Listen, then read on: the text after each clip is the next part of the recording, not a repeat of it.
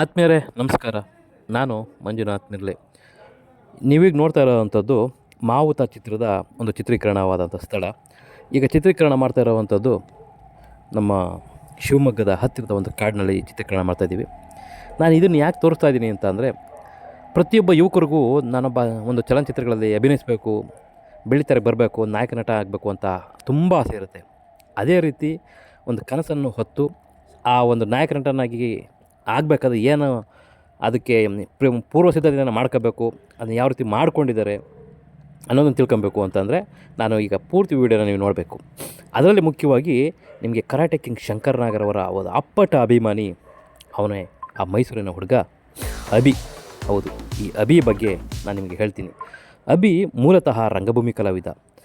ಚಿಕ್ಕಂದಿನಿಂದಲೇ ನಟನೆಯನ್ನು ಮೈಗೂಡಿಸ್ಕೊಂಡಿರೋಂಥ ಈ ಹುಡುಗ ತದನಂತರ ಚಿತ್ರರಂಗದ ಹಲವು ಗಣ್ಯರೊಂದಿಗೆ ಒಡನಾಟವನ್ನು ಬೆಳೆಸ್ಕೊಂಡು ಹಲವಾರು ಕಾರ್ಯಕ್ರಮಗಳಲ್ಲಿ ತನ್ನನ್ನು ತಾನು ರೂಪಿಸ್ಕೊಂಡು ಕೆಲವು ಚಿತ್ರಗಳಿಗೆ ಸಹ ನಿರ್ದೇಶಕನಾಗಿ ಮತ್ತು ಸಹ ಕಲಾವಿದನಾಗಿ ಮಾಡಿರೋ ಜೊತೆಗೆ ಈಗ ಸಿನಿಮಾ ರಂಗಕ್ಕೆ ತನ್ನದೇ ಆದ ಒಂದು ಛಾಪನ್ನು ಮೂಡಿಸಲಿಕ್ಕೆ ಬೆಳ್ಳಿತೆರೆಗೆ ಬರ್ತಾಯಿದ್ದಾನೆ.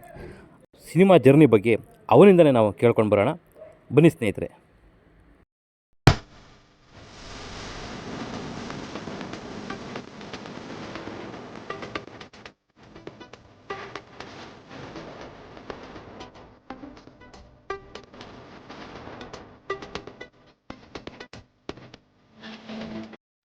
ಹಾಯ್ ಹಲೋ ನಮಸ್ಕಾರ, ಹೇಗಿದ್ದೀರಾ?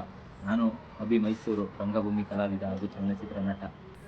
ನಾನಿವತ್ತು ನನ್ನ ಜೀವನ, ನಾನು ಏನಾಗಬೇಕು, ಮುಂದೆ ಏನಾಗಬೇಕು, ನಾನು ಯಾವ ಥರ ಕನ್ಸ್ಕೊಂಡಿದ್ದೀನಿ, ಸಿನಿಮಾ ರಂಗದಲ್ಲಿ ಏನು ಮಾಡ್ತಾಯಿದ್ದೀನಿ, ಯಾವ ಸಿನಿಮಾದಲ್ಲಿ ನಟನೆ ಮಾಡ್ತಾಯಿದ್ದೀನಿ ಅನ್ನೋದನ್ನ ನಿಮ್ಮ ಮೂಲಕ ತಿಳಿಸೋಕ್ಕೆ ಬಂದಿದ್ದೀನಿ. ನನ್ನ ಮೊದಲನೇ ಸಿನಿಮಾ ಸೈಕಿ, ಅದರಲ್ಲಿ ಕಾಲೇಜ್ ಲೈಫಲ್ಲಿ ವಿಲನ್ ಆಗಿ ಮಾಡಿದೆ. ಸೆಕೆಂಡ್ನೇ ಮೂವಿ ಕೊನೆಯ ನಿರ್ಧಾರ, ಆಮೇಲೆ ಅಭಿನಯ ಮಾಡಿದೆ. ಈಗ ಮಾವುತ ಅನ್ನೋ ಮೂವಿಲಿ ಅಭಿನಯ ಮಾಡ್ತಾಯಿದ್ದೀನಿ. ಎಲ್ಲ ಹಿಂಗೆ ಮುಂದುವರೆದು. ಅಭಿ ಅವರೇ, ನೀವು ಈ ಸಿನಿಮಾ ರಂಗಕ್ಕೆ ಬರೋದಕ್ಕಿಂತ ಮುಂಚೆ ಈ ನಟನೆಗೆ ಏನು ತರಬೇತಿ ತಗೊಂಡಿದ್ರಿ, ಅದ್ರ ಬಗ್ಗೆ ಹೇಳ್ತೀರಾ? ನಾವು ತರಬೇತಿ ಅಂತ ಅಂದರೆ ನಮಗೆ ತರಬೇತಿ ಏನಿಲ್ಲ. ನಮ್ಮ ವಂಶಪಾರಂಪರಿಕವಾಗಿ ನಾವು ನಾಟಕ ಅಭಿನಯಗಳು ಇದನ್ನೇ ಕಲ್ಪನೆಯಾಗಿ ನಾವು ಇಟ್ಕೊಂಡಿದ್ದು. ನಮ್ಮ ತಂದೆ ತಾತ ಎಲ್ಲರೂ ನಾಟಕ ಅಭಿನಯ ಮಾಡ್ತಿದ್ರು. ನನಗೂ ಚಿಕ್ಕದ್ರಿಂದ ನಾಟಕ ಹುಚ್ಚು, ಅದರಿಂದ ನಾನು ಹೆಚ್ಚು ನಾಟಕ ಮಾಡ್ತಿದ್ದೆ. ಎಲ್ಲ ಆದಮೇಲೆ ನಾನು ಕಲಾಮಂದಿರಕ್ಕೆ ಬಂದೆ. ಕಲಾಮಂದಿರದಲ್ಲಿ ಹಿಂಗೆ ಬೆರಳಿಗೆ ಕೊರಳು, ಕುವೆಂಪು, ನಾಲ್ವಡಿ, ಟೀಚರ್ ಅನ್ನೋ ಹೆಚ್ಚು ನಾಟಕಗಳನ್ನ ಮಾಡಿದೆ. ಎಲ್ಲ ಆದ ಕೊನೆಯ ನಂತರ ಸಿನಿಮಾ ರಂಗಕ್ಕೆ ಪಾದಾರ್ಪಣೆ ಮಾಡಿದೆ. ಓಕೆ, ನೀವು ಸಿನಿಮಾದಲ್ಲಿ ಹೀರೋ ಆಗಬೇಕು ಅಂತ ಏನಾದ್ರು ಆಸೆ ಉಂಟಾ?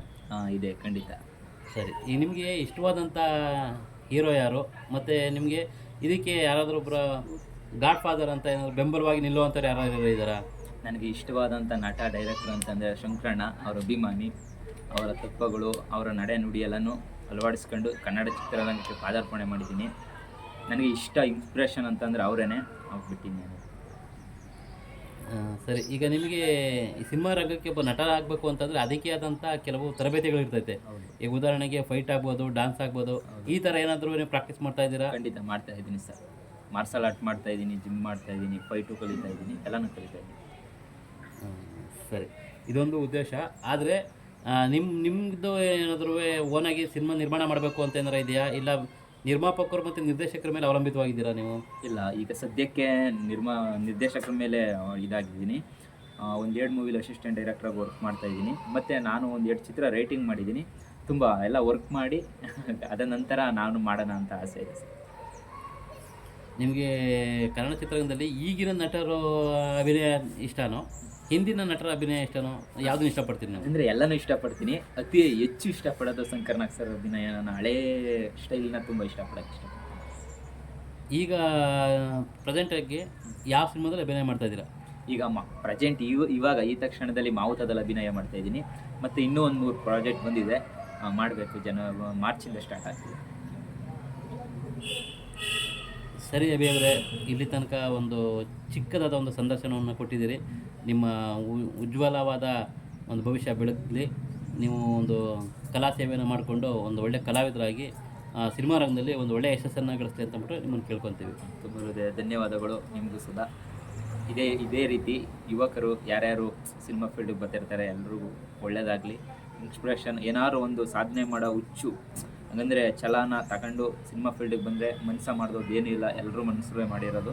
ಅದರಿಂದ ಒಂದು ಹೇಳೋಕ್ಕೆ ಇಷ್ಟಪಡ್ತೀನಿ, ಒಬ್ಬನ ಇನ್ಸ್ಪೈರ್ ತಗೊಳ್ಳಿ. ಅವ್ರ ತತ್ವಗಳು, ಅವ್ರ ಸಿದ್ಧಾಂತಗಳನ್ನ ಅಳವಡಿಸ್ಕೊಂಡ್ರೆ ಖಂಡಿತ ಒಂದಲ್ಲ ಒಂದು ದಿನ ನಾವು ಏನು ಅನ್ಕೊಂಡಿರ್ತೀವಿ ಅದು ಆಗಲೇಬಹುದು. ಎಲ್ರಿಗೂ ಒಳ್ಳೆಯದಾಗಲಿ, ಶುಭ.